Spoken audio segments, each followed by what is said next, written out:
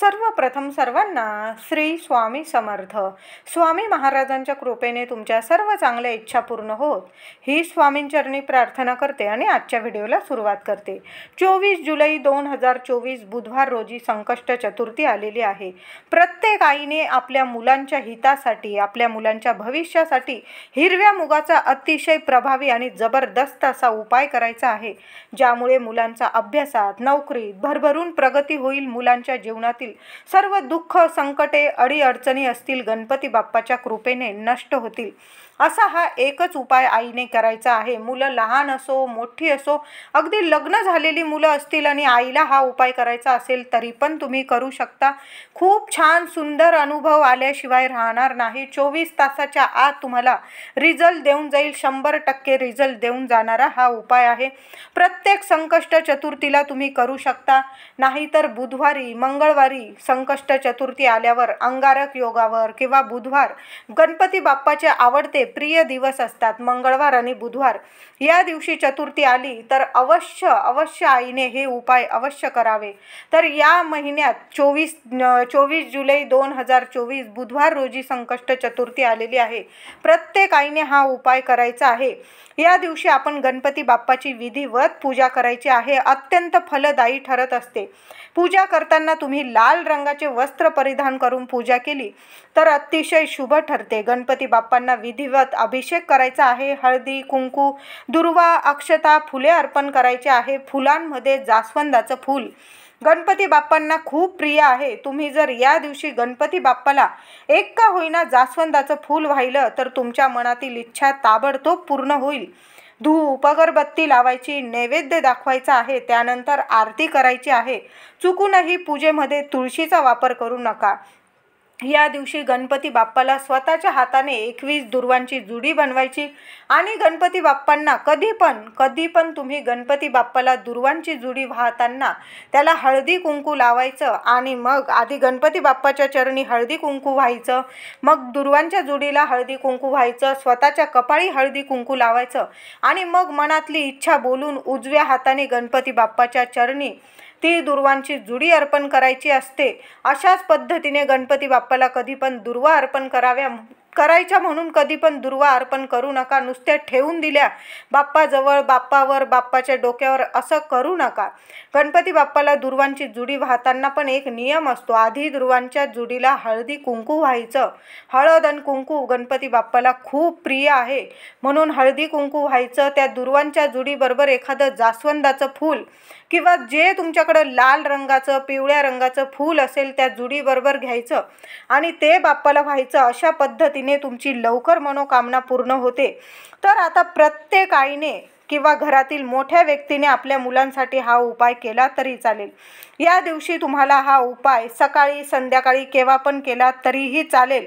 तर या उपायासाठी तुम्हाला लागणार आहे ते म्हणजे हिरव्या रंगाचे कापड लागणार आहे. तुम्हाला लहानशे हिरव्या रंगाचे कापड घेतले तुम्ही तरी चालेल, धुतलेलं असलं तरी चालेल, पण स्वच्छ कपडा घ्यायचा आहे. बाकी इतर ठिकाणी आपण वापरलेला कापड असेल तो घेऊ नका.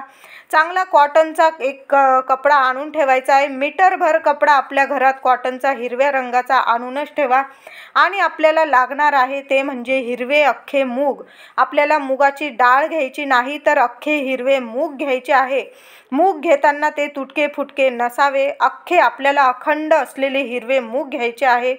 आपल्या मुलांवरची संकटे दूर व्हावीत, नजर दोष दूर व्हावा, तसेच त्यांच्या जीवनातील अडचणी नष्ट व्हाव्यात यासाठी हा उपाय करायचा आहे.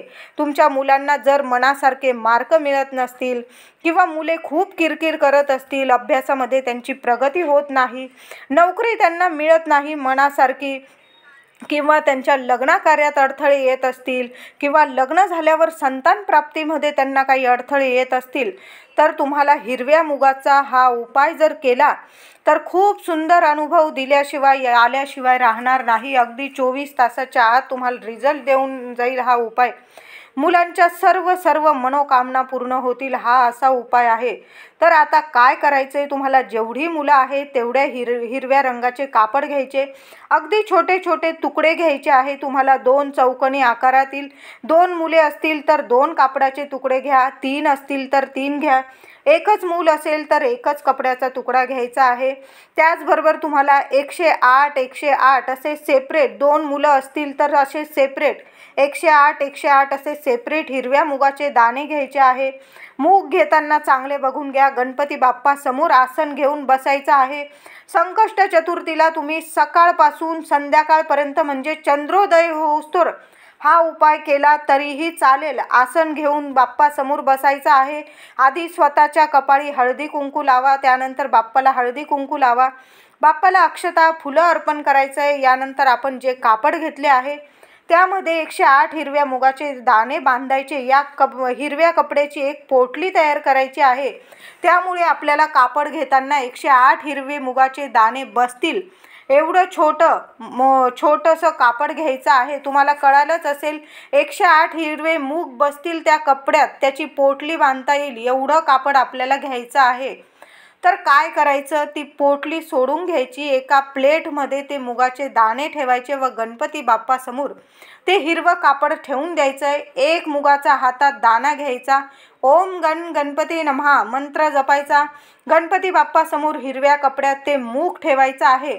असं तुम्हाला एक एक मुगाचा हातात दाणा घेऊन ओम गणपती नमः, ओम गणपती नमः मनापासून मंत्र जप करायचा आहे. मनात फक्त एवढीच भावना ठेवायची आहे की माझ्या मुलांची भरभरून प्रगती होऊ दे. गणपती बाप्पा, मी आज तुझ्या अशी सेवा करत आहे. माझ्या सेवेला लवकरात लवकर फळ मिळू दे.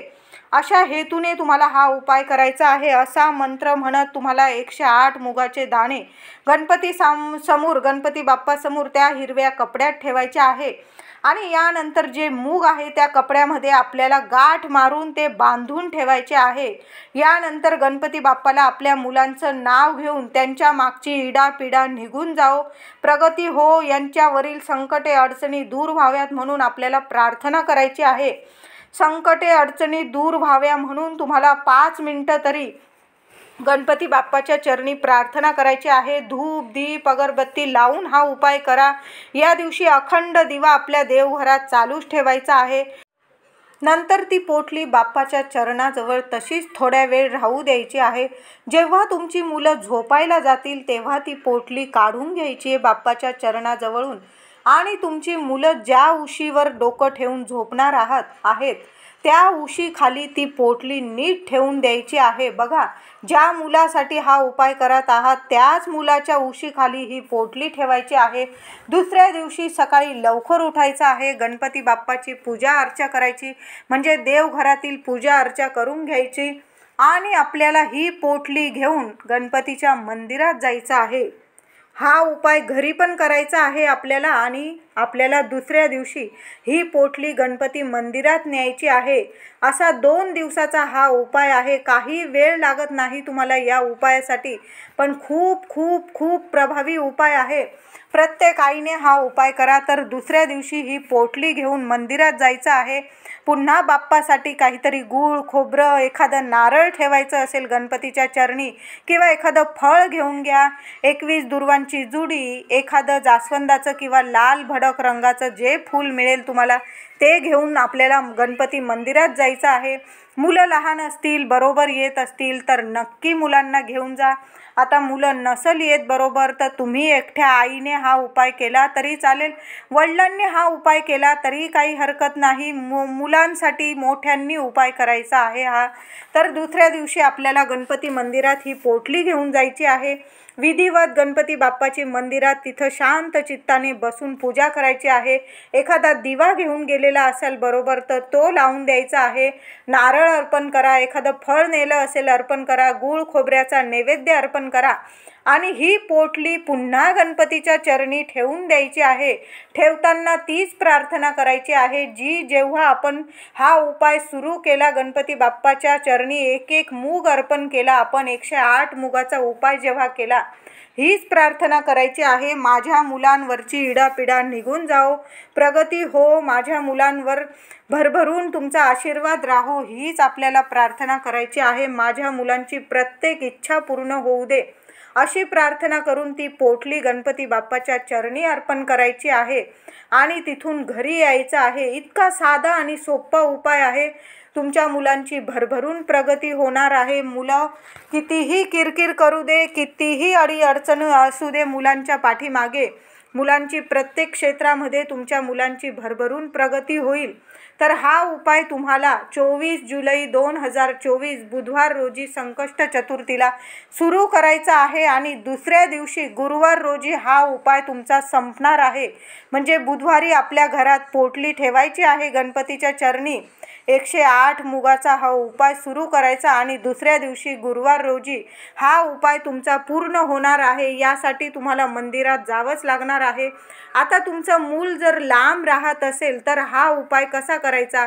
मूल जेव्हा झोपेल उशीखालीच आपण ही पोटली ठेवायची आहे।